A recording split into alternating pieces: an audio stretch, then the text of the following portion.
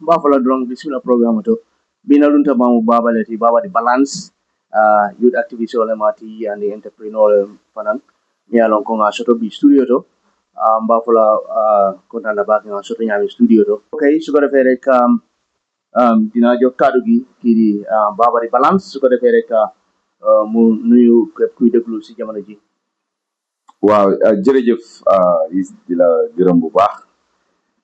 di la jaajëf si programme bu am solo bi comme nu mu ko waxee rek my name is Baba Ceesay di nuyu Gambia di ñaanal ñëpp yàlla nañu yàlla may wér ak képp koo xam ne tey mi ngi si yoon bi di dem liggéey yàlla na la yàlla may jaama foofu ñi nga xam ne tamit ñu ngi toog di uti liggéey yàlla na leen yàlla may liggéey di ñaan tamit jàmm bi nga xam ne suñ maam yi nga xam ne daan nañ ko fi doon ñaan yàlla na fi yàlla na ko yàlla saxal tamit ñun ñu toog fii tamit di ñaan ñëpp ndax wax tamit neexut di sàkku ñaan ne képp koo xam ne mu ñoo déglu rek nga xam ne toog si rajo neexut de non yombut waaye di gërëm ñëpp comme ni mu ko waxee rek my name is Baba and it's a pleasure to be here xam naa ne tey moom is dëgg-dëgg tey dinañ waxtaan bu xóot sax jërëjëf jërëjëf Baba ci sa teewaay la gërëm bu baax a baax kon su ko defee rek fu ñoo dooree rek because youth activist nga entrepreneur nga ñu dooree ko si wàllum employment and unemployment rate bi nga xamante ne mu ngi si réew mi ñu ne moom mooy di catalyst of the crime rate si réew mi ñu gis ne GBOS ak the Ministry of Trade, Industry, Regional Integration and Employment. You def benn survey ñu ne working age population in Gambia bi mu ngi toll si 1,434,115 ñu nga xamante ne ñu ngi age between 15 mu dem si kaw 15 and older mu nga xamante ne moom mooy workforce bi si Gambia bi fii nii ñu wax tamit ne ñu ne unemployment rate bi dafa decline from 7.6% to 6.2%. Mbiri employment bi nga xamante ne mooy ñàkkum xëy bi nga xamante ne xale yi ñu ngi koo jànkoonteel ñu ne ma moo waral crime rate bi si réew mi loolu yow naka gisee as a youth activist. waaw jërëjëf thank you very much employment moom dafa am solo trop because employment is part of economic development. In fact one of the blueprint bi nga xam ne government bi daan nañ ko doon wax mooy improve employment si area because soo gisee currently sax maa ngi gis government ngi launch benn innovation summit for young people at the Sadawara Kairaba Center. I think this was last Saturday. One of the main objectives of the government is to drive employment, is to make sure that you dimbali ndaw yi nga xam ne dañoo am liggéey waaye nag comme na ko waxee there is a decline mooy reduction te si élection yi lañ nekk the fact that si élection yi lañ nekk government dañoo try by all means but pax boo xam ne mu ngi dina tax opposition si use loolu as a campaign because yu bëri ñu ngi wax ne loolu noonu people don't felt it ne the unemployment bi dafa decline unemployment rate bi dafa decline because ñoom suñu waxee dafa decline te ñu gis every year thousands of people di jeexal school yi from the university grade 12 and the like ñu gis ñu ngi talk and the like ñu ne ñoom this is government's way of making things nice and the like pour rek xam nga waaye nekkul loo xam ne is realistic yow noo ko gisee. waaw exactly because politique dafa xut moo tax politique ñu leen a wax ne ñu bëri leen politiciens yi du ñu dee wax dëgg understand nga because nga ne politician comme duñ dee wax dëgg that is the fact in real terms no in real terms no in real terms am na ñu wax dëgg no it's a fact because lu politicien di la wax ak lu dee nekk ci biir du dee nekk benn in most cases waaye danga yow mi nga xam ne moo tax jànga mu am solo nga yàlla binul jànga rek pour doomi aadama jàng parce que yàlla si boppam daf ko bañ ba mu jël mi ne ikra mi ne nit yi ñu jànga nga suñu ne jànga knowledge dafa xóot foog nga uti ko loolu daf laa dimbali parce que ki la mën a nax mën na laa nax si soo jàngut parce que ki jàngut loo ko wax mu gëm ko waaye soo jàngee nit su waxee dara foog nga xool ko ici that is the importance of education doo dem school rek ngir dama wàcc am ay kayit déedéet da ngay nekk nit koo xam ne di nga mun a xalaat nit wax la dara nga mun koo xalaat analyse mun koo analyse mun a xam lan mooy ndax lu ma wax dëgg la wala du dëgg because man tey jii mun naa taxaw fii wax lu rëy dëgg la wala du dëgg su fekkee ne yow jànguloo understand loo man lu may wax rek di nga am solo because moo tax in most cases su politicians si di wax man dama leen di déglu gis nga wax naa la fii man nu ma dee voté is very different man blueprints yëpp laa dee read all of their blueprints dama ko read seega ko léegi tey ma start sa di analyse seen programme yëpp laa dee read ma xool di individual not only reading because nit mun naa dem package lu nice sa xola si AI jamono buñ nekk ni mun naa dem package lu rafet tegal la understand nga te gëmut ko waaw waaye nit ki su bindee dara da nga koy xool si boppam moo tax in most cases when nekkul ne damaa wax ni pour support Halifa waaye su waxee dara daf ko gëm di nga xam ne gëm-gëmam la lii la gëm moom su la waxee lii daf ko def loolu jëfinam la di nga gis ne yeneen politiciens yi dinañ wax yeneen wax fekk gëmuñu ko so moo tax when it comes to the employment rate when the government for example the incumbent because ñoom ñooy dem for the election to defend their seat so dinañ mën a mun ngeen nit yi mun nañ wax ne lii du dëgg dañ ko def pour kii nii waaye ñoom they have to defend it te yow you cannot blame them on that then understand that ñoom dañoo def everything pour defend ko in order to get the seat loolu nag in a natural sense su ñëwee si godly side mooy moral aspect bi is not correct but su ñëwee si aspect of politics is normal a politician mu taxaw defend boppam mu bañ a tilimal boppam ba at the end of the day si election bi day lor boppam so gëm nga ne am unemployment bi nga xamante ne ndaw yaa ngi ko face si réew mi it's one of the catalysts of the crime rate in this country pour ndaw yi nga gis léegi because of day bëri ñuy rapino nit ñi léegi diggi bëccëg last week sax am na bu ma fekkee benn maire mu ngi amee benn téléphone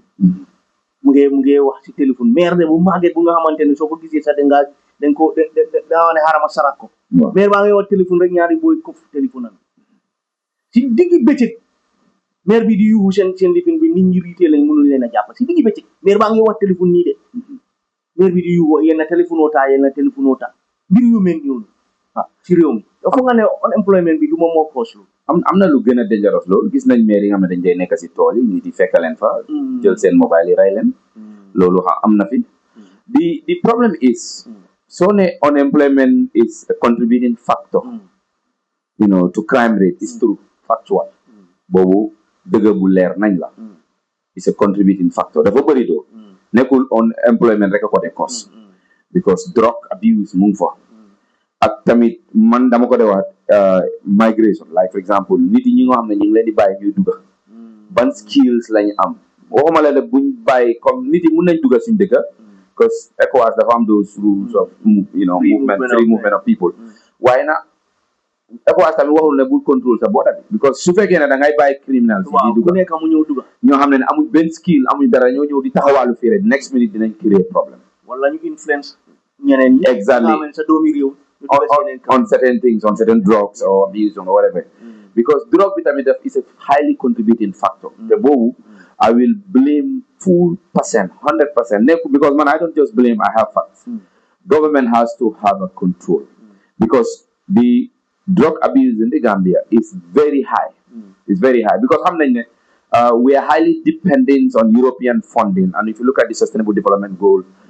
then the drama even in school, the drug abuse, the death drama, the campaign and all that. When there is no funding at a certain particular places, then even the activists, the so-called activists, they will not talk about it. Folk mu am funding pour guy muna wax ci lool. So lo xamne like to campaign against drug abuse, you understand, drug related matters. Di nga gis ne as far as halis pompul ci area bobu nobody cares about it. But if you look at the economic in the Gambia, one of the contributing factors when it comes to crime, employment, unemployment, sorry. What is the responsibility of the government to fight drugs and drug-related issues in this country? Yeah, of course. That's because the point is, blame on that aspect. If you look at the drug abuse level, like alcohol in general, Sangarabi, is very cheap in such a way that for them controlling supermarkets, most of these Indian supermarkets. You understand that? You a video said and the other time, I'm not Turbunjo Sangarabi. I don't know how they call it. Yeah. And I'm Sangarabi Momo Sunteka. Well, no, because like only cheap and then how use it. wow. So we're gonna sangara bangi because news are balance. We are working on filing a petition against at the National Assembly. Pour guy you bury in small muduga, Wow, because you bury in small. They make a lot of money, but at the end of the day, dinga gis ne sangara bi nga xamne is costing $100 below. Ndaw yi legi dañ dé mëna am $100 through betting and all those stuff. So da nga gis ne suñ amé $100 daf leen dé mëna trigger with threat because fi da nga gis xalé bu ndaw yena standard because responsibility yep si kër yi la jógé. They parents stress bangi bëri instead of ñu tal di train seen doom yi they're not doing that. So they leave them going te xale soo ko bàyyee rek with him mu ak boppam rek su amee peer influence si biti rek nekkuloo di ko observe rek dafa yàqu understand that because ñooñu mën nañ ko influence in a bad way waaw di ko dugal si drogue couche bi ak yeneen yoo xam ne su ko jëlee toxique dafay nekk toxique si yaramam bi jox ko doo stimulant boo xam ne dafa mën a react unnecessarily you understand that so loolu tax na ndaw yu bëri dañ dee dëgër fit pour def certain crimes you understand because yëfi dof la ñëw nit jël mobile nga jam ko mu dee xalaatuloo ëllëg kooku noonu xam na ne ëllëg dafa face yàlla li tax xalaatu loolu because at that point in time he is toxicated comme mu ngi naan loo xam ne nekkul sa bopp nekkul boppam at that point in time so as far as they are abusing that dañoo mën a create crime easily unemployment is very true unemployment ku xam nga ndaw yi nga xam ne amuñ liggéey mënuñoo am xaalis wala even am nañ liggéey waaye liggéey bi is not genuine meaning they are not paying them sufficiently wala fairly the exploitation in the informal sector exactly because don't you highlight nañ ko waaw regulation si nekku fa because even bu njëkkee bi because leena la observe loo xam ne government dañ ko war a bàyyi xel bu baax mooy expatriate soo xoolee bu baax in terms of suñu expected mooy ne nit ibi fi companies a foreign company waaw indi ñeneen outside waaye at some point in time yeneen liggéey yoo xam ne Gambien amuñ skill maybe mu export those expert ñëw waaye most of the time da ngaa gis ne if you look at the Indians of léegi what they are doing is that they bring their Indian brothers then ñu jël those jobs and at the same spot even su fekkee ne government sax dañ ko regulate Gambians fi they are not paying them sufficiently they are not paying them fairly and labor union or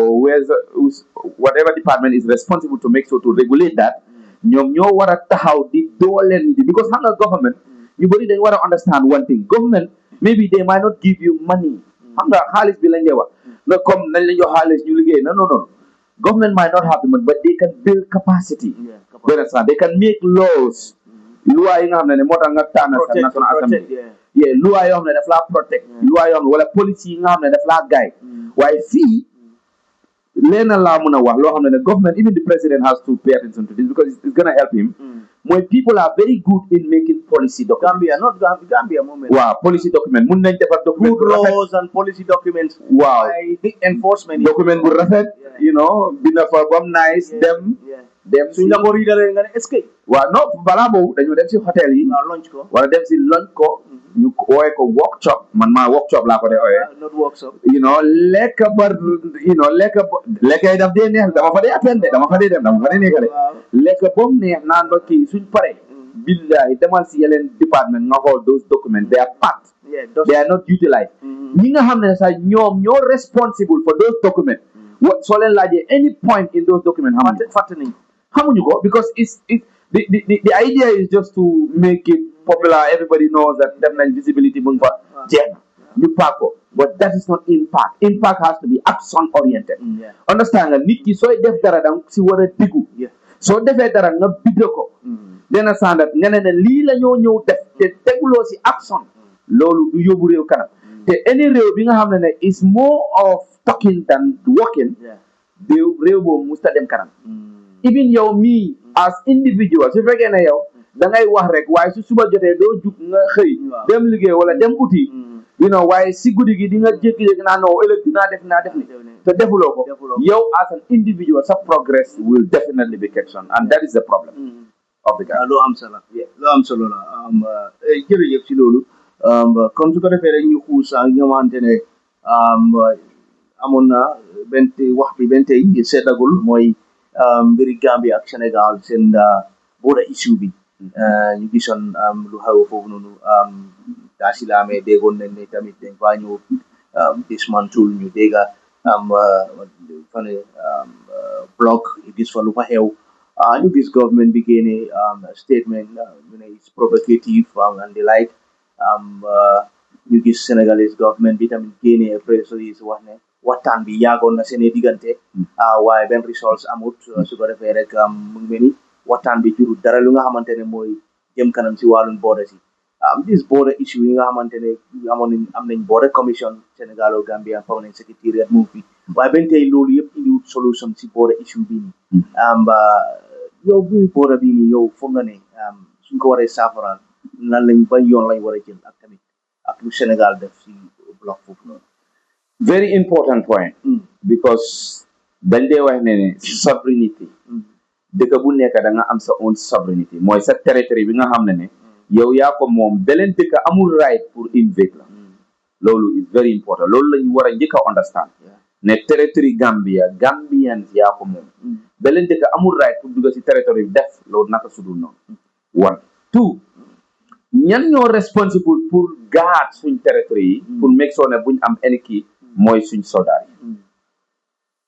soldat yi kan mooy seen jiit mooy président bi moo tax ñu ooye ko di commander in chief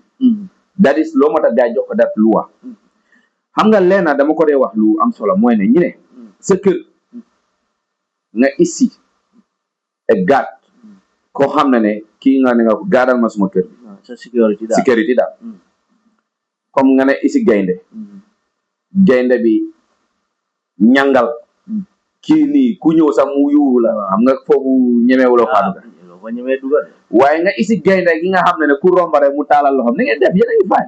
waaw jërëjëf mu reer su yàggee nit ñi dañoo ne gaynde gi gaa ñeme ko amul bëñ understand nga xam nga loolu tamit bokk na si li nga xam ne nit ñi dañ laa ñeme pour def yeneen because Senegal they would hold ñoom Senegal if you look at Senegal very well they always look at their national interest first they don't care about the rest understand nga moo tax di nga dégg yeneen Gambien si naan Sénégalais yi dañu dee xeeb xam nga da nga ko dee dégg ñu ko dee wax understand wala dañu dee nax gis nga suñu waxee loolu it's not like because citizen bu nekk dafa am opinion am pour express boppam you know te loolu foog nga may ko comme yàlla nu ñu mayee rek ñun ñu béyee suñu bopp ko suñu neexoon ku julliwul yàlla rey la understand nga so citizen bu taxaw wax express opinion am yow mii borom xel am nga right pour wax ko ne ok nañ ko teg si yoon ok understand nga tey jii bu loolu xapu ne ñu bëri dañ saa di blame suñ soldats yi dañ waroon a open fire dañ waroon a def lii dañ waroon def lan moo dee cause loolu balaa may even dugg si lii force damaa gërëm the Minister of Information dëgg-dëgg foog ñu gërëm because doctor despite of ñu di ko criticiser di ko wax lu nekka waaye daf dee mën a génn always di organise ay programme di waxtaan ak askan bi which is very important it's correct and I was expecting that xam naa ne kattanam ak liggéeyam mun na ko te mu ngi ko doon def the first thing government waroon na njëkk a def mooy use that tool of doctor mooy information pour inform dëkk bi lu xew immediately instantly balaa speculation si di start gis nga dëkk su amee those kind of invasion first thing loolu dee njëkk a control mooy information because soo control information lu dee happen mooy nit yi dañ dee spéculer am na ko spéculer ne soldats yi nañ fire léegi soldats yi suñ déggee loolu mun nañ jékki-jékki def mistake fire back te obviously nañ waxante dëgg soldats yi Sénégal ñoo ñu ëpp armée ñoo ñu ëpp you know seen garnaat or whatever you understand that they have because soo xoolee ni ñëwee they came with all their weapons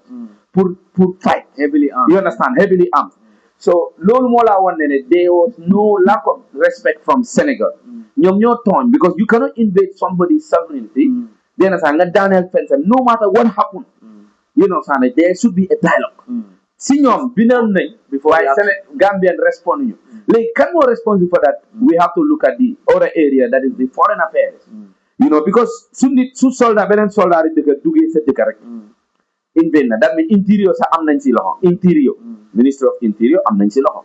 then standard defense am nañ si loxo information am nañ si loxo ak the ministry of ak yeneen ministry yi nga xam ne ñoom ñooy kii mooy foreign affairs so ñooñu ñoo waroon a waxtaan ak Sénégal pour wan leen ne we cannot tolerate this because xam nga sometimes tamit is dama wala dëgg nga su façon yi happen ne you consider it as disrespectful you come out as a commander-in-chief man I was expecting the president to do that to address the nation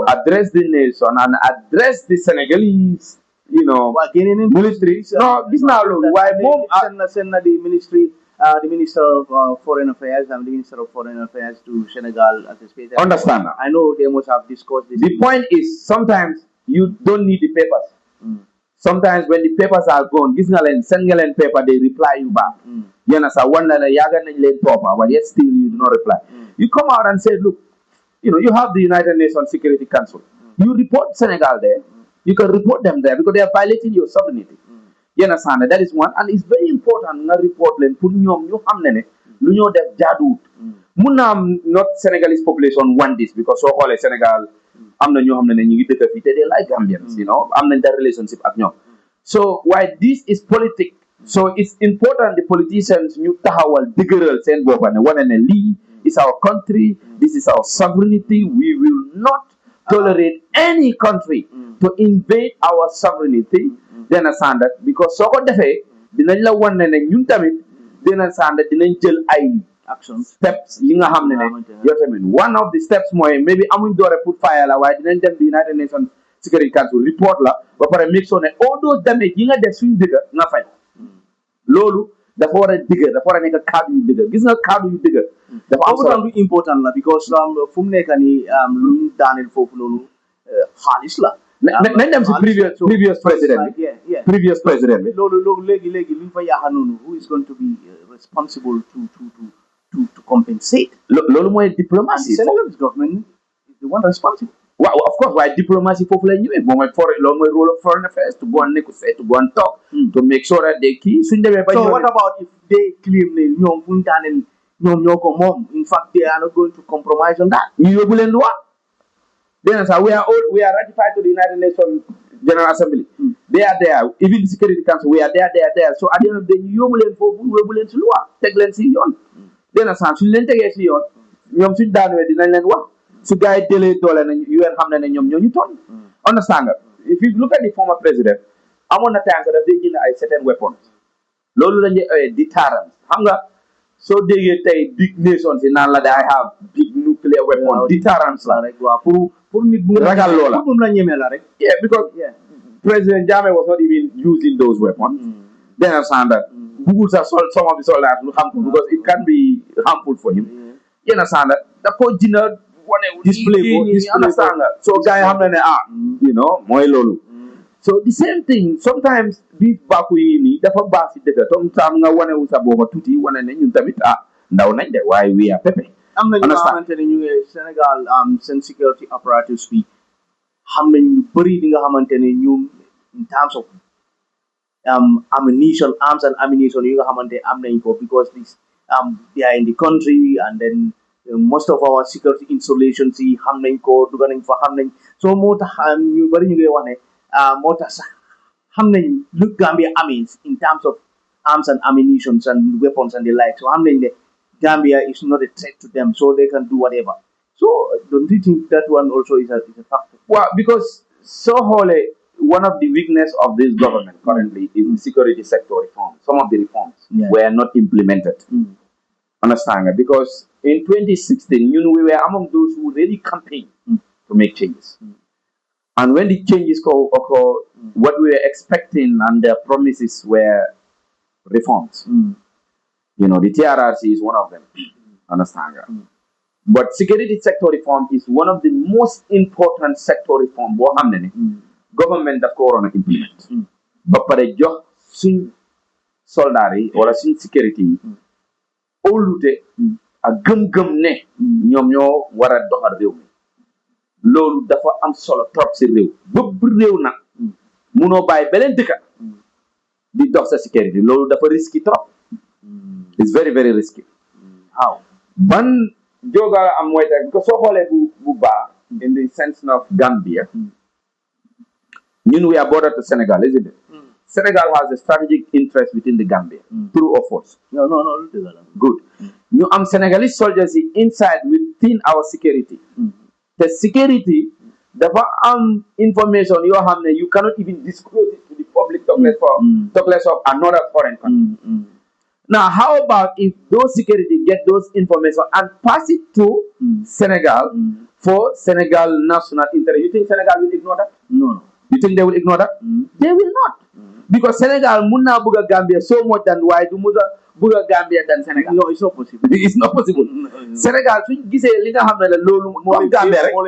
moo leen féegoo te loolu mooy seen intérêt loolu la ñu njëkk a doxal balaa ñu xalaat Gambia in their constitution loolu mooy number one. They understand that your nation's interest. You understand that first Gambian tamit our nation interest. So su fekkee na sa security yow joxu leen that because man foogoon naa by this time around security sector reform will have been on ñu génne economic out of the country ñu wax leen ne jaar jër ngeen jëf seen liggéey kontaan nañ si waaye abal lañ suñ security moom seen dëgg because sovereignty integrity ak also soo gisee nga ne lii suñ dëgg la suñ réew la dafa fekk ne lu bëri yaa ko moomal sa bopp su fekkee ne security bi moomal loo ko sa bopp European yi ñoo jox xaalis ñuy sagal suñu réew there is no independence xam nga man loolu laa dee wax man independence cannot go with dependence. You cannot be depending on other side and calling yourself independent. It doesn't make sense. It absolutely doesn't make sense. So pour mu make sense fuck yow sa security because président waxoon na ko mi ne dañoo jéem a tara moo tax taxes yi increase xam naa ñu bëri am yëguñu loolu noo ma tax because dafa bëgg a economy bi instead of ñu depend si Europe mu reduce though the debt to ratio reduce in 2025 in 2026 it's the expectation them will come IMF ni ko stabiliser but notwithstanding the debt to ratio is definitely going down the role you have to give government credit for that they understand that but then the most important thing mooy ne dependency dañ ko war a génni si réew ko loolu du yóbbu réew kanam especially yaa ngi depend on foreign military it doesn't make sense loo am solo ñu dugal si politique bi tuuti because it's like gis nañ ne ñu bëri président Adama Barrow def na 2 term mu war a dem mu ne 3rd term ñu gis ne ñu bëri ñu ngi génn di wax ne the opposition warta dem 3rd term waaye ñu ne soo ñëwee si constitution bi may na ko doole pour mu taxaw pour mu dem 3rd term su nekkee 1997 constitution bi lañ moo fi nekk benn tey 3rd term yi président Barrow yow noo ko gisee yaakaar nga ni mu dem 3rd term ndax yaakaar nga ne waroon naa doy lu mu am si 2 term bi su ko defee rek mu jox keneen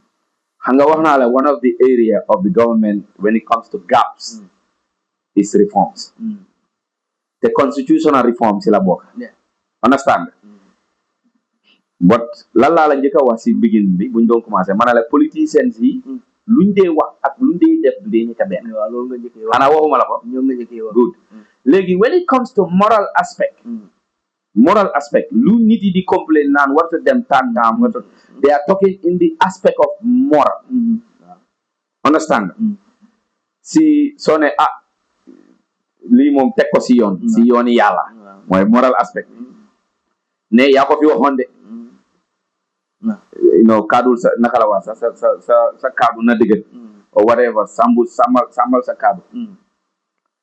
loolu la nit yi di wax but dëkk du dee dox only on moral aspect is just a guide the legal aspect of it is the constitution the constitution bi as far as reforms yi doxut jox na ko doole kon doole bang fa xam nga ñun soo ñu yóbbee si legal term because at the end of the day su nit yi génnee war na dox tam complain bi fii yuuxu bi fële at the end of the day the only way you can remove because doo ko forcefully remove mooy nga yóbbu ko court maybe the Supreme Court bu waree ba nga challenge ko soo fa demee da ngaa lose because constitution bi may na ko doole understand what the people could have fight for was to make sure that you push government bi mu def a constitutional reform by force loolu the people could have do that from the beginning election yàlla nekk government bi mun na laa wax ne try na pour constitutional reform mu am because it's like dugal nañ ñaari yoon constitution bi mu dee si parliament xam nga lu waral lool National Assembly members yi majority of them they don't believe in their constitution they don't believe sàmmuñu seen kaddu gëmuñu seen wax they don't have integrity loolu mun naa ko wax mun naa ko defend li tax ma wax loolu mooy ne yow bi nga doon represent sa nit yi lan nga leen wax dama leen di taxawal léegi ñu bëri ñi nga xam ne sa gox even su fekkee ne ñaari nit la sax taxaw nañ ne ñoom dañ bëgg a proper constitution boo xam ne président bi will serve 2 terms boo xam ne lii ak lii nii lay demee loolu war a happen foofu la yow nga dem foofu noonu in case nga engage sa nit yi mun a xam ndax even the majority sax is saying the same language defuloo loolu nga dem based on your individual interest you represented yourself instead of your people loolu is lack of integrity do you understand that loolu is lack of governance lack of leadership obviously because soo ko xoolee bu baax it's not the president that approved the constitution it is national assembly members national assembly members yi ñan ñoo leen dee jël xanaa du nit yi la gox yi ñoo leen dee jël moo tax fii suñ lay waxee ne select leen the right candidate pour mu represent the national assembly members yi dañ jógee ko ci party and party sometimes influence their decision party xanaa party yi ñoo dee vote wala nit yaa dee vote non dama la wax ne that is the understand waaye lu ma miin mooy ne nit yi si gox yi ñoo dee vote understand nit yooyu nga war a represent ba pare sooy represent you are not representing your party you are representing your people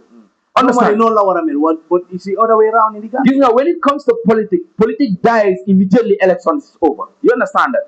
And when it said politics exists within, meaning that politics is always all over. But when it comes to party politics, partisans, they understand that as far as the election finish, you have to represent everybody equally. Lolu moy nguur, lolu moy governance, lolu moy good governance. Understand nga you as a national assembly member, nga dem sa gox ñeneen ñi votalu ñu la nga ne comme man ñii ñoo ma votal ñoo la that is not good representative understand nga moo tax they have a gap at the national assembly they have a big gap even the buying of those parado yooyu noonu gars yi doon jënda they know very well at that point in time they could have declined that mënoon nañu wax ne dëkk bi amul koom-koom nañ wàññi suñ salary yi dena understand that yokka si réew mi youth employment capacity building ngeen dugal fa xaalis bi but instead parado yooyu noonu it served their interest which I don't I said even it's not a bad thing but at the state of our economy boo xamee ne is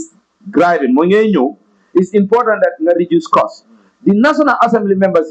they do not represent their people at their best one and the people have to understand ne man if my national assembly member did not represent me at my best therefore he does not serve my interest so su ñëwee si wàllu vote I will vote for someone who serve the interest of you see fii dañ dee underrate the role of a national assembly member they don't know these national assembly members are the ones that make laws those laws affect you directly ñoom ñoo dee tegal loi yi nga xam ne yow mii sa gox dina la affect tey ji ñi yu te seen gox naan ne dañ bëgguñu président bi dem tartaan dena sanda si ay gox lañ jugee si ay gox lañ jugee gox yooyu noonu they have a representative or not they do low representatives therefore they have failed those people you understand that so loolu moo tax ñu leen dee wax ne vote for the right people but fii da ngay wax ba gannaaw suba as far as benn cin ak ganaar mu ngi si taabul bi dena sanda tegu rek nit yi lekk ba suur naan ba mandi dena sanda bés boobu noonu rek jeex na lépp fàtte nañ ko loo waxee sax dañ laa ne neex na you know neex na gis nga neexaay doo ko xoolee tey da ngay xool sa doom yuy ëllëg because sa doom yi they need to have a good capacity sa doom yi they need to have a good environment sa doom yi they need to have good moo tax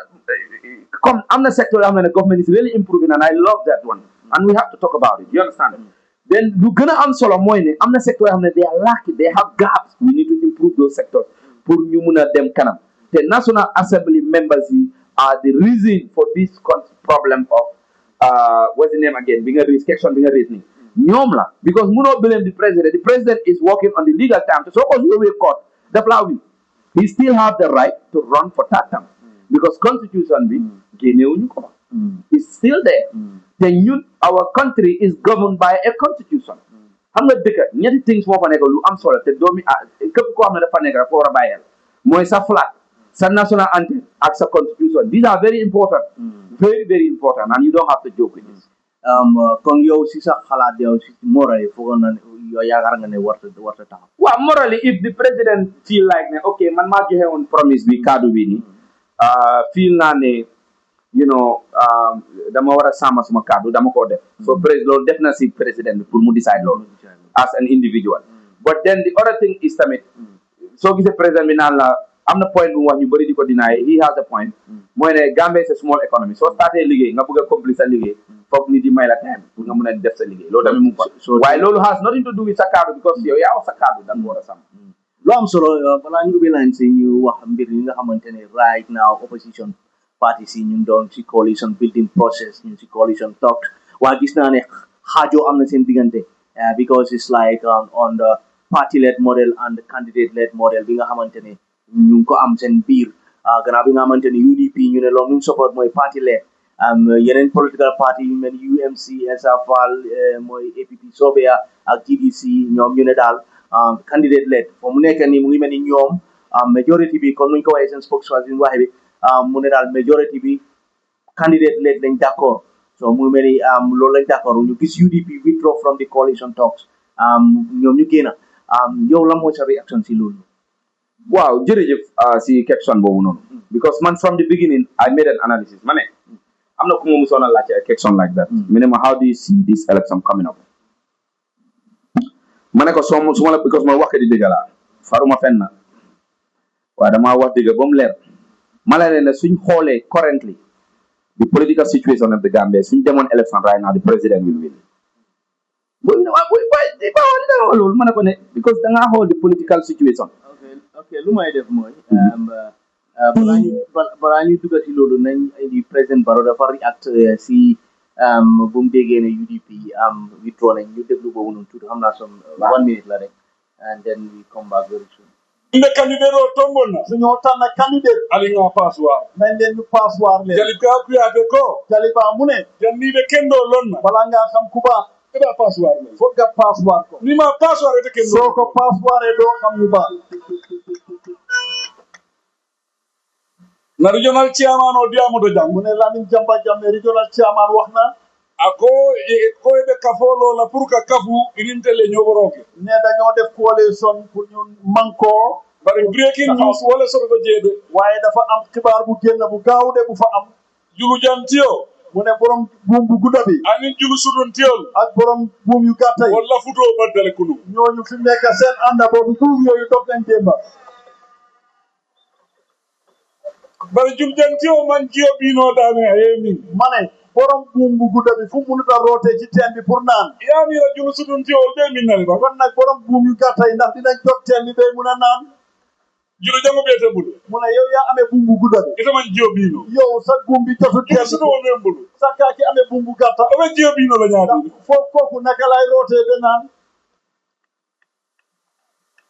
kabiriya datin denga foyle ak wote taala ñaato depuis bañ ko commencé man waxoon naa leen ne mbir mu du dem alate barka kela jee yàlla bi ci def barke ñil boɓe ñaatola ñinin kan kii dafa ut lii ñil ɓe lafta président yalla dañ bugg a président ya ɓe lafta place ol la place dañoo ut naata altel ɓe lafta place ol aɗum place o mo kilinnet yéen ñëpp su ngeen buggee place benn place la mo tan si ɗenno place kilinnet ndax fukki nit mun nañoo bokk benn place o si keno ndax loolu mun naa am wala yakende kamɓe ngote kenola jee looloo tax déggoo du fa mun a am bari mbemen fole ko waaye li ma leen a wax mooy président mbaro ndeɓe lori notole président Barrow maa ngi taxaw fi ma taxawoon naal parede dron su ngeen paree rek alna ndeɓe parede ni kaay leen man maa ngi pare alsalonne ko yéen xam ne kombon ɓen komale waa Kumbong suma gannaaw jamon ɓen komale waa Banjul suma gannaaw ilarar ɓen waa komale Elara suma gannaaw notban ɓe waa komale North Bank suma gannaaw min ka Allah 2021 2021 li ma leen wallahi minen kala Allah 2020 wallahi at bii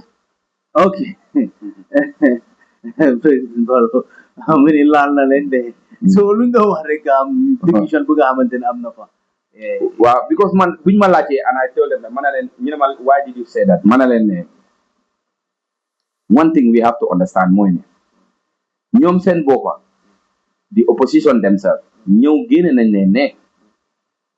the only way we can defeat the president and make the changes that the Gambians want according to ñoom si seen statement mooy suñu ñëwee when we come together in fact public bi if you look at most of the youth most of the platforms that is what they were demanding pour opposition si ñëw together as one party then they go for the incumbent so that dëkk bi mun a ñu mun a am that strong challenge boobu noonu but if you look at the individual ambitions of the opposition leaders the worst thing mooy ne the major party which is UDP the major opposition party which is UDP has an individual drive that in fact is the first reason why sir ñu bëri naan dañu waroon a jox Talib chance joxuñu Talib chance you know sandat you know paa bi dafa mag dafa war a retire yenn sandat why is because paa bi dafa bëgg a try chance am for the last time or who knows it could be the last time could be even more te mi ngi si dëgër mi ngi si gëm that is a personal ambition boo xam ne paa bi gëm na ko te parti bi gëm na luñ ko lool gëmal nañ ko lool waaw exactly not you know almost majority of the party they want the party pour move jiit UDP is the main opposition party you cannot deny that whatever coalition boy form ñoom ñu fragment rek that's good for the incumbent baru lota president lii is called algebra expression so baru lota president Barrow ngere tay no ici Barrow réewul rek he did it on purpose xam nga don't underrate him he's a political termite yenn saada gis nga nit ki nga underrate moo gën a dangerous ki nga underrate ki nga xam ne nga foog ne kii moom ki nga xam ne yaa ngi ko underrate is more dangerous yenn saada mën na la surprise he can give you a big surprise gis nga bu coalition bi doon top when gars yi doon waxtaan ma ne leen ne if the main opposition party which is UDP dafa génne fragment mu génn dafay jox opposition dafay jox di incumbent more weight pour mu win election understand why because if you look at UDP very well even right now suñu demoon election mu mel ni vote yu nga xamante ne ñoom dañ ko waroon a bëggoon a boole fu nekk dafa xaaj gis nga bu Talib doon génn UDP yóbbu na percentage true or false yeah sure good why yet still UDP still stand as the second main opposition party in the Gambia no doubt about it still strong you understand Essa Faal is trying mu ngi def trying why Essa Faal still mënut a break political lock be in the Gambia I can tell you this because Essa Faal jàng na am na xaalis dena standard ñu bëri xam nañ ne jàng na am na the strictness whatever the case is but that political break ba léegi mënu ko am na some things you lack in him yoo xam ne personally he has to work with work on that yenn saa affaire yi fi jàng in the Gambia Gambia is a different political philosophy boo xam ne da nga ko war a jàng separately you know not li nga jàng or li nga understand si book si nga jàng yenn standard Gambia is a special case yenn standard esa munta break loolu ba léegi Mama Kandeh during Jammeh time mooy the 2016 election Mama was having the weight because moom moo nekkoon the third opposition party bi nga xam ne dafa pull out rek ñëpp like ko so mu amoon that weight waaye bu NPP formé NPP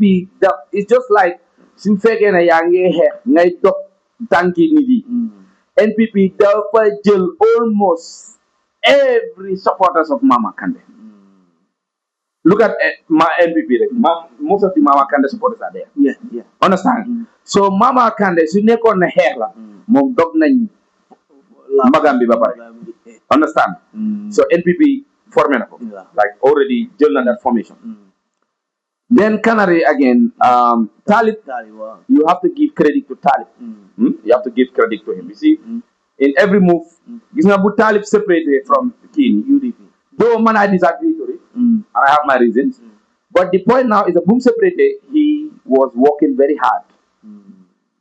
so su fekkee ne nga ne kii is a political hard worker dañ ko def ko jox because mu ngi dugga di génn di def you know di def groundwork suma brother ñoom saabale ñu ngi ko hit sa he's ignoring them he's focusing on the line you know mu ngi formations mu def rally fii sax yàggul nii you know crowd bi sax séekloo nit yi understand nga loolu is a political hard work mu ngi ko jox ak crédit waaye still now yow foog nga ne Talib mënut a beat UDP suñ demee élection tête à tête non maybe in the long term waaye du léegi waaye di élection bi ñëw I know what I'm telling you the only léegi chance for the opposition bu opposition bi am boo xam ne the president will not be there the only chance mooy political deadlock nga ñëw rek dëkk bi yëpp te loolu naa la jox benn secret xam naa gars yi nañ ko jël dina saanat understand nga see the point now is you have to understand the political environment of the nature of human being in the Gambia how people behave gis nga su flop amee ñëpp flow at one place moo tax last time maa ngi ko doon benn am na benn interview bu doon wax ak man so ma ne ko ne let me tell you one thing that song from Nyancho you should be very scared of. It's one political deadlock can create. If it's created 100%, sax dina jël 25%. Understand nga because Nyancho ngi wax loolu la mu something like that. Léegi in the campaign of the opposition they can use that. Nga gis xale yi toppaleen loolu so that can la loolu mun naa yóbbaale ñu bëri loolu is very dangerous. Understand nga so those political deadlock la opposition bi mun a try ñëpp flow ne léegi na let's just go with them ñu make changes but loolu man maa la ko wax loolu dafa over difficult si nature of Gambians. I made interview with a lot of Gambians. So when I ask them, they don't even want changes. They just want the president to be there. Yes, I made that interview. Understand that? And that one reason because man, I just ask. I don't convince anybody because it's not my role. I'm a neutral person. They understand that, and I know what I support. One reason Boy, president bangi lige, neng ko respect. I'm not caring kuma wahan mene wani. Boy, fee, they understand that. Amul ben opposition leader bu mun baro reka fi mun lige. Te dafa am jama, boram bisi jama la. Understand? So that they talk like that. Ñeneen ñi ne ma ne boy yow ñëwal suñ provinces nga xool baro lu fa liggéey xam naa yéen combo da ngeen ko hate because lu moo liggéey provinces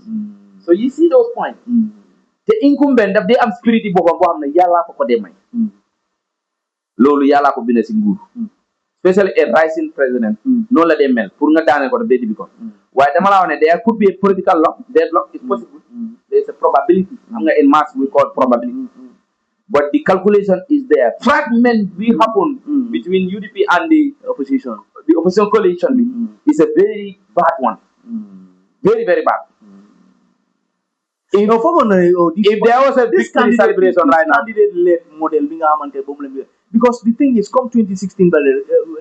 because the thing that candidate, they resign from your party. And you also resign from your party. That doesn't mean that yo so we need do del what is a party wala some party ideology nga dawal ko because you are executive president nga because all the powers am nga ko fu ko defé lu la neex nga def so your agreements wala documents you nga xam den sign munta supersede the constitution so even the candidate leg is dangerous no xam nga the problem is la waxon ci beginning bi ne politicians dañ day wax yow sign the documents yooyu mun naa supersede the constitution mun naa am doole unless the first time we can talk ngeen go into the constitution mu nekk a law boo xam ne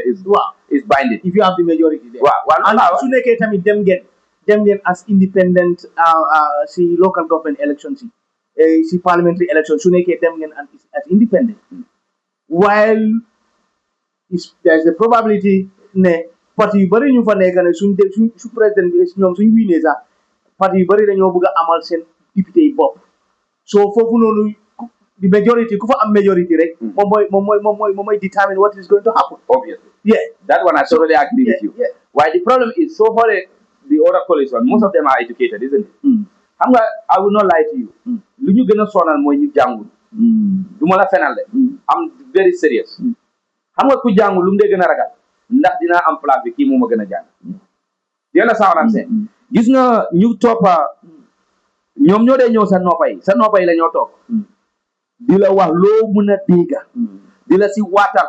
te dañ koo def su leen jaralee sax ñu dem si sëriñ de will do it because amuñ kayit mënu leen toogal si place ñooñu ñoo gën a sonal dëkk bi nag kaa ma wax la loolu moo tax nguur dafa war a am rules yi ne ki nga xam ne jàngut yenn standard war ta am seen kaddu si nguur man mi jàng how many years wala keneen ki jàng ba PhD level for almost how many years nga war a jël koo xam ne jàngut kooku war a jiite kooku te yow nga ne this governance system has to be aligned with our education system loolu soo ko mayee because ku jàngul lu mu dee gën a ragal mooy ku jàng daf moo ëpp kay daf maa ñëw jiit te du ma ko nangu dafa jël suma place understand nga moo leen dee waral nii tey ji ñu am ñoo xam ne they are myopics and yet still they are in our lead ñu ngee lead understand nga so ñoom ñoo ñu gën a sonal soo buggee jóg rek dama sa laaf exactly waaye soo amee coalition ñu nga xam ne dañ lii ñu ne a candidate led party sort of or candidate led something you understand that te ñoom jàng nañ te respect nañ seen jàng seen kàddu am na ñu jàng waaye respect ñu seen jàng nga sànda those people are ignorant they are just ignorant dañ jàng waaye they are ignorant you understand so ñooñu tamit dañoo xool seen individual interest because Gambia fii lu ñu gën a sonal mooy nit yu bëri seen interest la ñoo xool daan intéressé réew mi billahi wal kitaabi mun naa waat si alqurani karim loolu moom lu am la ñu bëri ñu toog loolu duma ko fen dama ko wax si digg bu leer nañ loolu gën a sonal réew mi dem kanam nit yi seen interest la ñoo xool daan intéressé réew soo xoolee yeneen dëkk like Kévar ak yeneen dëkk yu dem kanam ibi ñun ñi ngay wax ne ñooñu gëmuñu yàlla ñeneen ñoo leen gën a gëm yàlla yet still ñun ñuy wax ñoo leen gën a gëm yàlla ñoo dàq wax loo xam ne du dëgg benn sànda naka la loolu mun a teguwee te ñi nga xam ne nga ne Gambia di réew diine la te diine lan la njëkk a wax si dëgg mooy nga taxawal sa kàddu te nga respect ko loolu diine wax na ko te leeral na ko yàllaa ko wax si alquran yow mi jàng alquran nga ne dëkki diine la yet still Gambia benn sànda lu ñoo wax ak li ñoo jëf du dee nekk benn ok Baba lu am solo callers yi ñu dugga because ñoom start nañ di call sax su ko defee rek ñoom seen time bi su jotee rek du ma leen dee lijjanti sax ñoom ñoo am nañ seen time bi su ko defee rek ñu jël false caller bi hello hello hello hello naa de jaama de hello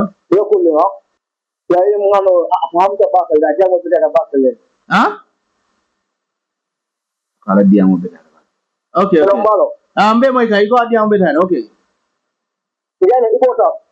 mbe moy kan ne ha okay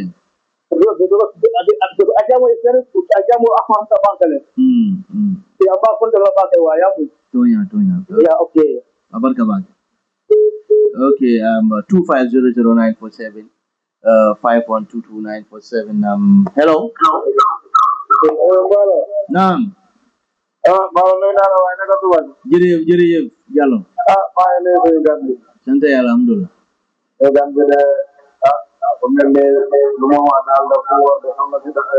wàññi sa radio bi tuuti radio bu la jege foofu noonu waaw comme lu may wax mooy suñu gan boobu lu ma wax noonu daf ko leer waaw daf ko leer rek parce que am na ci xam gan de wallahi advice yi moo jox yëpp loolu yëpp lu am solo la tamit waaw nu ma analyser daal man daal ci suma bi daal benn daal kii daal xanaa mbiri sécurité bi rek foofu rek laa sécurité loolu foofu laa ci understand ci analyser naa wax am parce que sécurité réew mi comme toll ni dafa laaj pour ECOWAS jógee fi léegi time bi waaw boo gisee boo xamee sécurité système bi nu mel ay xam ne ECOWAS war nañ fi nekk tuuti waaw ngir laan digo suñu soldat ba léegi ñu xamaguñ kan mooy kan am naa réforme bi la nekk loolu réforme bi la def daal waaw waaye ba léegi jaxasoo tam jaxasoo mu pare tam mix am na taa mu pare waaw te loolu nag lu ko waral tamit nag lii yëpp suñoo bilem tamit Yaya Jammeh la ñoo wax ak Yaya Jammeh moo tax soldat yi ñëw ci réew mi su fekkoon ne nangu woon na nekkoon benn foreign soldier du fi ñëw waaye mu bañ loolu moo dugal foreign soldier ci biir réew mi te fii kay il faut ñu def ndànk rek waaw affaire constitution bi tamit te xam nañ ne tamit constitution bi tamit waxoon ne président bi war na dem Tata foofu tamit déglu naa ko foofu wax na fa lu am solo waaye nii ñu ngi toog rek di wax ne dafa war a respect kàdduwaam bi dafa war a respect kàdduwaam bi waaye constitution bi foog naa moo ëpp lool moo gën a solo lool fekkee ne constitution bi waxoon ne war na dem Tata képp ko wax ne da ngay taxaw di kanamam di ko interroge ci lool yaa ngi koy tooñ de nit ñi il faut ñu bàyyi seen xel ci loolu jërëjëf Diallo thank you so much waaw mbiri coalition tamit coalition xam nga yàggoon naa la ko fi wax fii maa ngi ne coalition buy génne Adama Barrow fii gars yi duñ ko mën a am waaw 2016 coalition bi nu mu meloon ak bii duñ mën a nekk benn parce que situation bu ñu nekkoon 2016 loolu léegi nekkatuñ ci façon situation boobu moo tax ma ne la ne duñ mën a am coalition boobu fekk tamit looya daabu tamit mu ngi ñu ngi ko denc loolu yëpp waroon na tax loolu moo tax ñu mun a am coalition bu dëgër waaye tamit bi jël nga loi daaw muy si biti te moom du nangu moom tamit mu ne mu ngi toog a toogu jërëjëf Diallo gis nga fii kay yàgg naa la ko wax xam naa ko si rajo bi fii waxaati ay la coalition bi dañu fi mën a am coalition bu correct jërëjëf waaw loolu mi sama la jërëjëf waaw jërëjëf Okay, 2500947512 947. Hello. Halo. Sama. Kawa. Naam. Abe nyari. Alne sama abe nyari. Alhamdulillah. Yo, kacha dia to bak. Abar. Yalo nie ni yoboron korosi. Yoboron mun kana nyina. Yoboron mun kana nyina. Anyoboron be dula. Anyoboron be dula de. Momo ne asodo. Ngalon koy basot la hadde koy fa para be anyoboron be dula de. Ha momo sila miro fonole adete na bare anyoboron. Ay momo ne tar shima yala. Ha wala be dula de. Momo ne asodo de yasodo taro ko yalla para be dula de. Parce que eka mol boy fere mun na ni mol tare yo fere fana long. Ha abe dula de. Mun be ke bodo de ma fa de ganyera de. Allah alamu alale alamu mun be kere para be dula de. Mo kana mo mu da ka karle mu hani. Abodro abe dula de. Baraka. Itu ka abe dula le. Itu ko dal abe lorin dula krim abe dula. Nani kolota. Hello call. Hello, Mr. Maro. Naam. Kwele mwele tacha dia da bari. Dia le ben la jambat. Dio. Sama tambita. Ye sama tambita. Wala ina polo ngafa. Membari taba kontona ba Ibrahim nyuru mane nyuru. Inshallah. Kada ambassador Buba. Da mi ja da be kontona pensen na ta ko tere de mbabe kontona. Barka. Len bi je dran wala mun yin timba ira dun tan kontona. Mba ko la ko radio to ni ta ta jede itamen non ko melke lam moy wonde kalon kumo men ala na dum banan dia tan ne ba mba lo mo ko bandi sila da aliye takka ban ko la ko bare ta ko president baro nyen tan men ko la pendulanu me mo li tijo para wala mo nyin ko mo ne ya kendi to jaro ibina ibe mo la senso boyda anyanto bu ko la ban ko mo yene ya moy ya non president mo ngi ya lon ko aka mo ni kidin di ba mba ko le dum tan fana ko ibe tawdu ni ya je man kilin yin banko kam ne mina je banko kam duniya kono president ta ko ngati be tawdu ni dukule ite ya mero ti be tawdu ti kilin ba because be ngalon ko ni ya je o kate ibe taw memba te bulo tiada bari ti be tawdu ni ta ko jama imela do ko lo bari je ko le ya kendi ta to wala kendi fon ngana ti be jama tan ni bay ala ya tinga do replace no bari men bije banko ni ama de ta nyaatu tuti ta no nyaatu jam ta munam jen ko wala jen nya aduwo o nyanta ko le ka kono ko banko na ada ko jen keda nyaaton ko jen keda tilimbal ya do warani pour même man be aka ismela cité même ko docteur ismela cité ngamira te dem man ne ba ko dal molo men ga response ba donc cité le response dema apeka ke post le kadu aka kuma le ko men man so do tebe ya de keri me fakte ya la ku de ma ta ya te wala na mo bukan la no wala sere mantra ya ta ngalo ne bari ni ga man ta kunda la fala to be takilin ne ita to nyako ni man to nyako sama sene abelon na bari gam ye ke de bala fa banku bati ta to mune ya kendi wala nim misali te meli lonta jigitela ya wonya nyama no ni kana ka kuma ko men man so do a jakaro wata bati bari ta ko president baro ni nyobaro me ya lon ka bina dara ku yidi bi 100% ndelle nga tindi aka ton kumbo be ni kuale sono la ko ni kuale sono amanya na kero ya yanda kilin ne bari ni ala ke do ba kela do ta kela ndelle de la tam fannale ndelle nga tindi adu ni ala kitala ngo fano tala nga faral ta dum afon be tawndi mbati abe jakalle ta dum banko kam nimbanko 75% malla kila ile maralo ka kole ya baki ani nyimme ya non ka mantra banko maral kam ndere nga tindi wala sama ko na ta mara kan wani ko ya ya jemme la mara ko men belari ali kilo manta na ta ayeban tren aman son no kala man son na fala inte ko ata da banko million tanni wo senda donc ko mara kan ko a beke zero ana da sai a fansun ta da ko mai ako nin misali ka da tindira office ko manya na ko tibo ko ya jemme mo gena president daro 100 tan ya tumi men na lumen ke wala tiar mbalu be ko don na baraka mi bay be ñu be ko don na ala yo barka 2500947 ngani ko ta hello majel ko hello yes Mr. Mbal naam Mbal be ko don hangu ci sama ndo ma kalamuta nyambi ko ibuga kalamuta yara fa be durin bantaji Mbalo mbelo ko kondonna ibe gambia ko be kondonna mbe pasire kondonna mbe la keba kondonna ke ko parti ila lu dogo afaye ko politiko nalu de ko a for ko de bara ku jama fanan kana tabulu because gambia na politiko it go with three system of political UDP party mu ya don ko don't budget they are supporting the party agenda no budget they are only focusing on that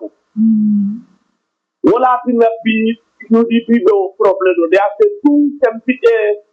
party sempita dumbeji ni na ka APRC so not coalition don't be numbe party la agenda in support them but those they are only for your agenda so those people you cannot change them they are only for agenda they are only for change that wala dina coalition no be kolyala le because what happens today ni mo coalition of they don't want to choose to change the majority of for Dabo no it's another coalition of Talib Mary Carmo Musubiaga ba summarize la demanding inshallah Talib more kind of Talib on the list especially MPP more kind of Talib on the list yalom banku ka nyoso diola comme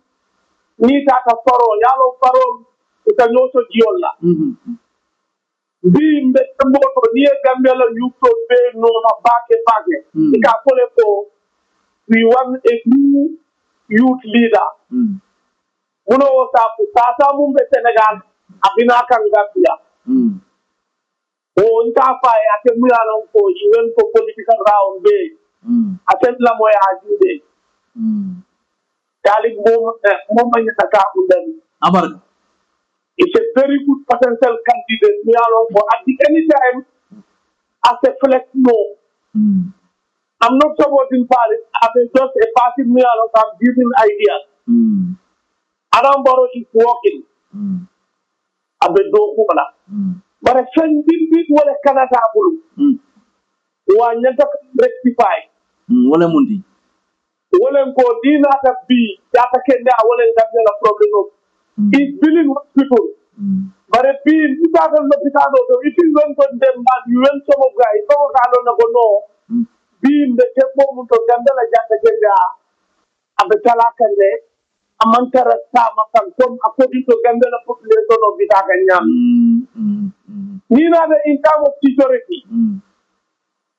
Kurna fa ko silent voters ya no the party temperatures and silent voters they are not different they are different silent voters wolen ko bol mi ala fe man tara party to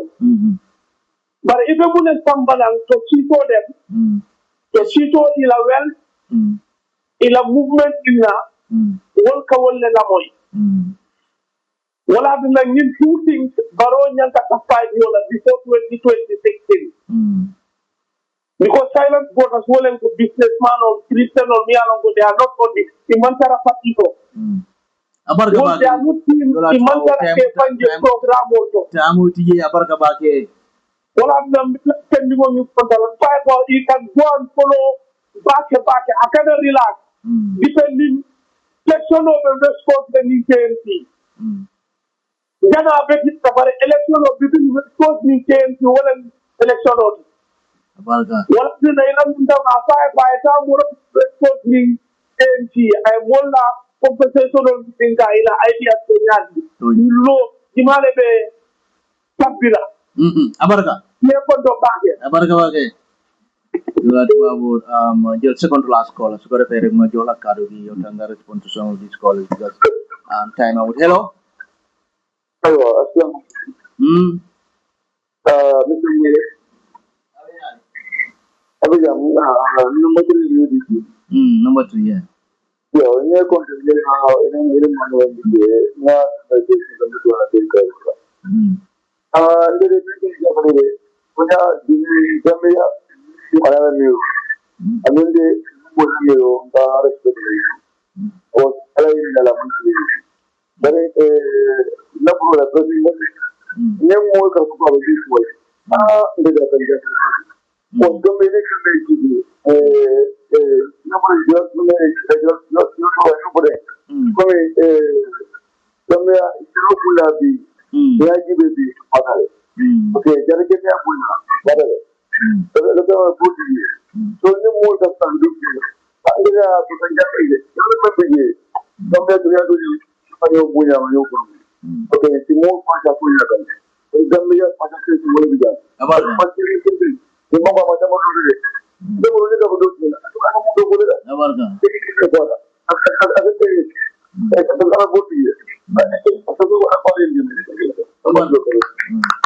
abarka number 3 ya na last call ta last caller ni na chat room 25000947 last caller hello Assalamualaikum warahmatullahi wabarakatuh. ambassador abanyane Alhamdulillah, alhamdulillah, alhamdulillah. abarka ba Bisan ba da mala ne bu ba ba da ni sakan bi ni wala akan bi ke na kuma ka tura akan da. Dan na wa ni ma ni na hamle yo ko program. okay Ni men je wa so ko abat da of the Gambia.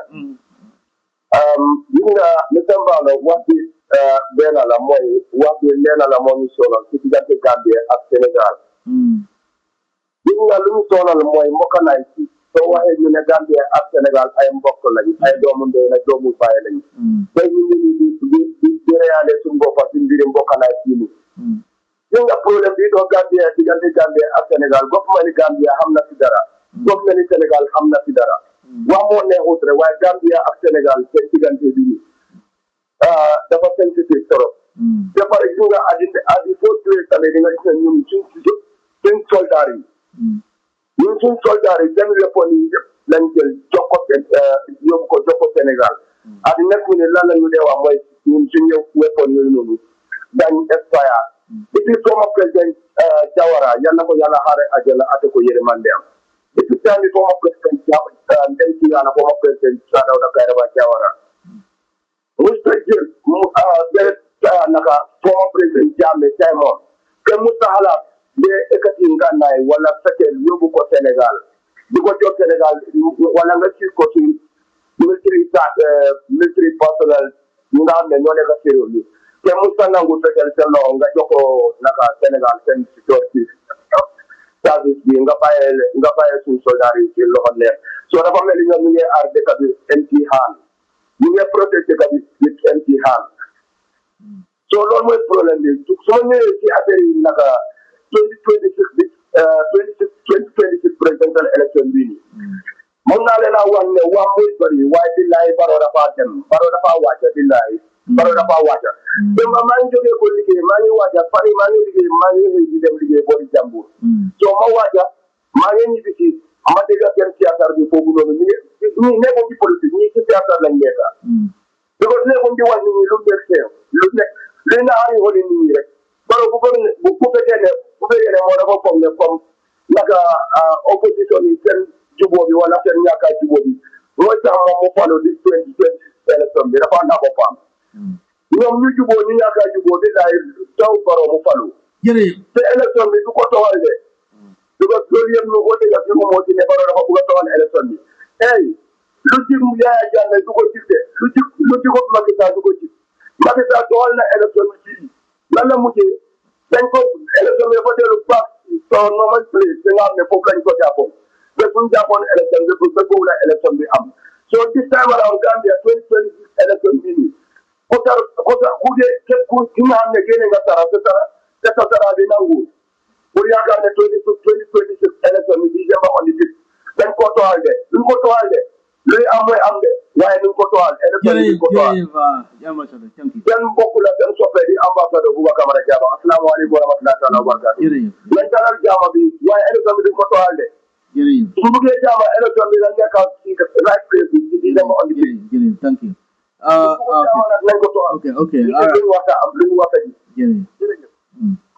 okay Baba fu mu nekk du ma jël ko su ko defee rek dégg nga waxtaan bi noo ko jàngatee seen réaction bi ak mi laay waaw jërëjëf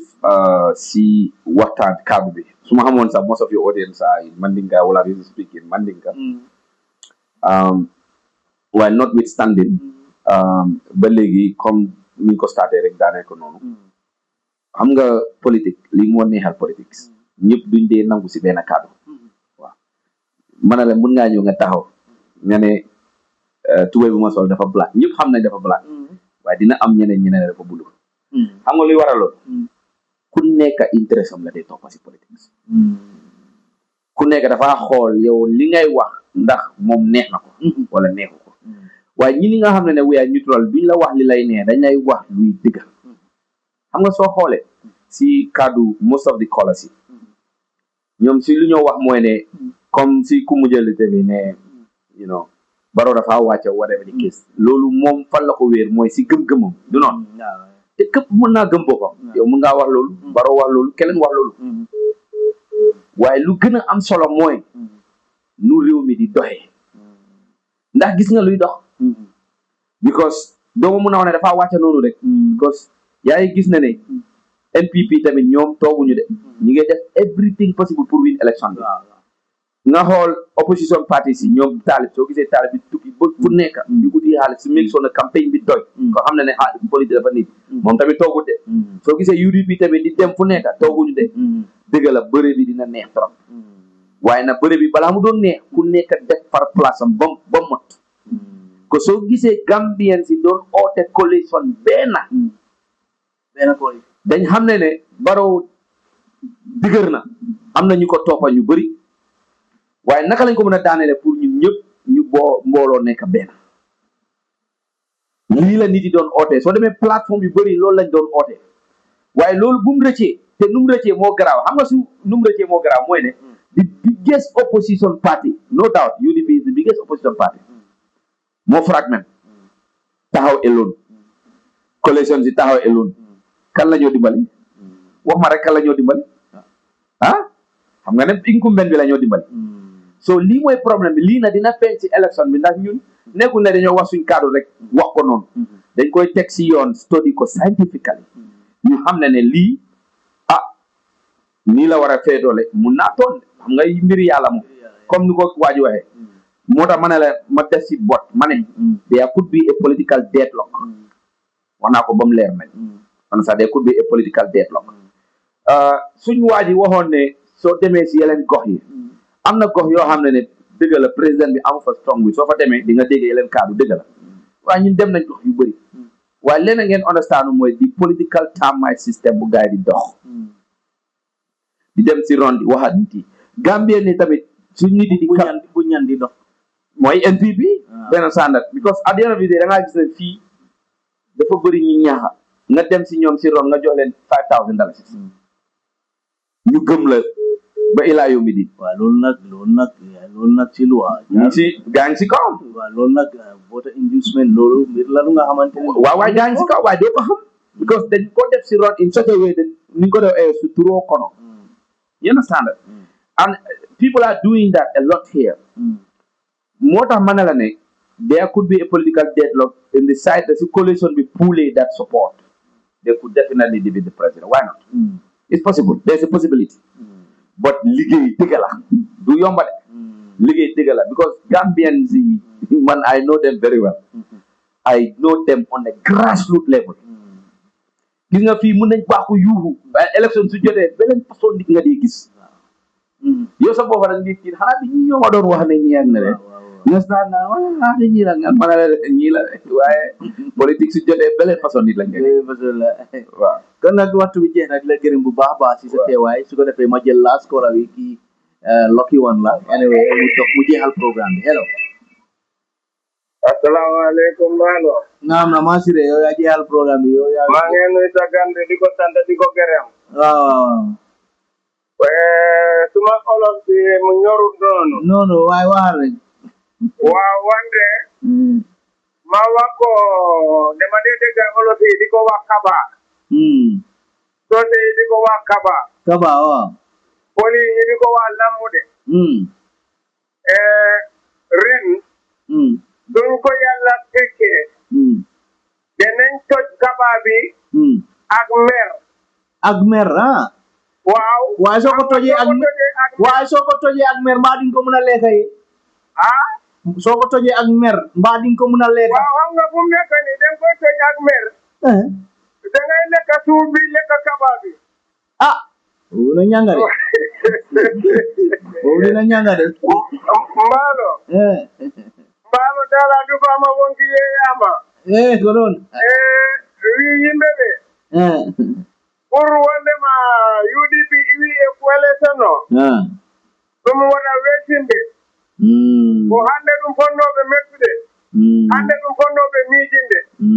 hannde ɗo woni ɗo wonɗo. goto fof no andi wondema so tawi ko gonga yo haale mbaalo goto fof no andi ɗon puccu so yeeyi ɗon maayo ko hoɗum ngo yardata wona laake ɗe ngu yardata ko funu ko goo yardata fi ni bota woto mbaalo ɗoman ndin kaɓa mba kam fa ɗo teela hay commune yakende ndinga kam fa ɗo te kondaɗomo noola mbaɗomo noola le ka ɗum hakkiloɓe keño kam hakkiloɓe kaɓa kam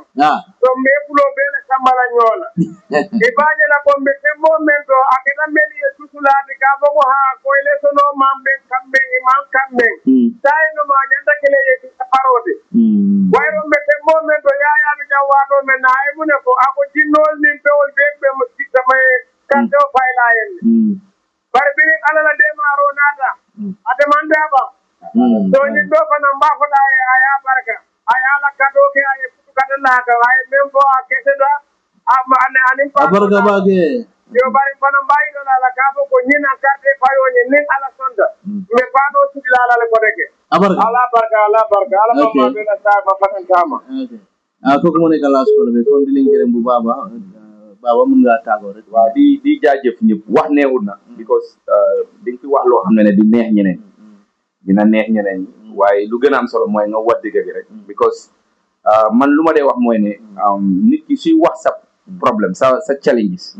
mooy lu gën si yow because loolu nga mun a defar because du la wax li nga defar ba pare understand nga coalition opposition bi they need to work together man noonu laa gis loo xam ne they can definitely disturb the president you know all of them have to come together bam benn ñu unite waaye su UDP separate UDP they have numbers bu leen underrate they have real numbers yéen a sant Talib tamit don't underrate him because he's coming up yéen a sant Talib ak yeneen supporter Mama Kandeh supporter ñi soo leen combine ñu ñëpp yéen a sant dina am numbers so numbers yooyu su opposé si side UDP léegi su président bi demee tuuti sa daf leen di dóor understand nga lii nekkul dañ ko nekk di wax si kaddu dañ ko nekk di wax si digga so ñoom ñoo war a xoolaat seen bopp xam ne séparation warta am de suñ buggee dem for reality séparation warta am foog gars yi teg ko si yoon so di gërëm ñëpp di nuyu ñëpp na di baalu àq ndax wax nekkul comme dama ko dee wax rek soo toogee fi mun ngaa wax loo xam ne du neex keleen kon yàlla nañ yàlla jégal rek si loolu di baalu àq bu baax di wax ne Gambie ñun ñëpp ko bokk buñ ko taal na because soo ko taalee yaa si nekk la képp koo xam ne mu ngi xalaat yëpp problème xamal ne si ronam nga toog si li nga toog si ron est-ce que di nga ko taal ñun fuñ toog nii dinañ jël safara di ko taal suñ ko taalee suñ kaw lay kuppa kon yàlla nañu yàlla musal si loolu ñu def yëpp si jàmma opposition yi work on themselves ñu xalaat ne réew mënut a dox without dëgg te loolu laa fi loolu laay tàggoo nag loolu sonal dëkk bi dëgg du dee taxaw yàlla nañ ci yàlla musal jërëjëf kon su ko defee mbokk yi fii la ñoo am ak yéen ba